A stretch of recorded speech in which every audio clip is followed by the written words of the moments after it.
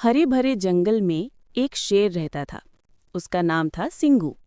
सिंघू जंगल का राजा था, ताकतवर और डरावना। जंगल के दूसरे सभी जानवर उससे डरते थे। हर कोई उसके सामने सिर झुकाकर चलता था। उसी जंगल में एक नन्हा चूहा भी रहता था, जिसका नाम था चिंकी। चिंकी छोटा था पर बहुत चालाक और खुशमिजाज। एक दिन सुबह सुबह शेर शिकार ढूंढते हुए नदी किनारे आराम कर रहा था।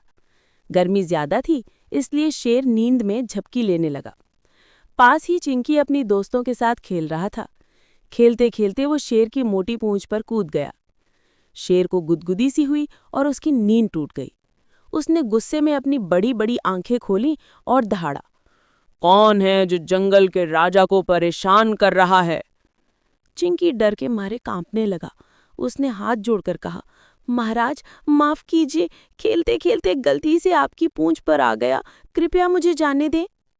शेर गुर्राया, तुम इतने छोटे होकर भी मेरी नींद खराब करते हो? बताओ मैं तुम्हें क्यों छोड़ूं?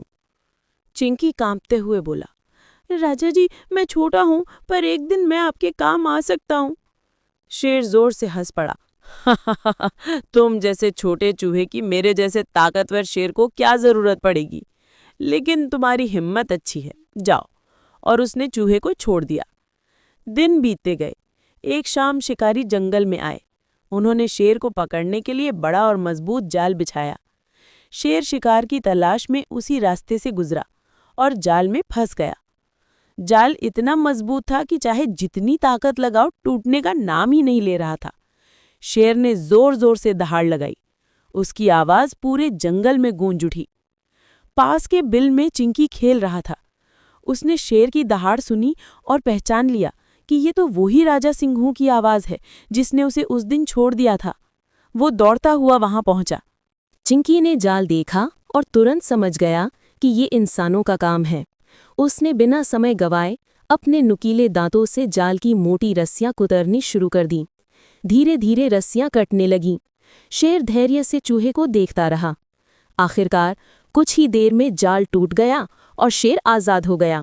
शेर ने राहत की सांस ली और बोला, छोटे दोस्त, आज तुमने मेरी जान बचाई। मैं सोच भी नहीं सकता था कि तुम जैसा छोटा चूहा मेरे लिए इतना बड़ा काम कर सकता है। चिंकी मुस्कुराकर बोला, महाराज, ताकत हमेशा बड़े शरीर में ही नहीं होती। कभी कभी छोटे जीव का साहस ही सबसे बड़ी ताकत बन जाता है। शेर को अपनी गलती का एहसास हुआ। उसने सोचा कि जंगल में हर जीव का अपना महत्व है। उसने जंगल के सारे जानवरों को बुलाकर कहा, आज से इस जंगल में कोई किसी को छोटा या बड़ा नहीं समझेगा। सब एक दूसरे की मदद करेंगे। हम सब मिलकर इस जंगल को सुरक्षित रखेंगे। सभी जानवर खुश हो गए। अब शेर सिर्फ राजा नहीं बल्कि दोस्त भी बन गया। जंगल में शेर और चूहे की दोस्ती की मिसाल दी जाने लगी।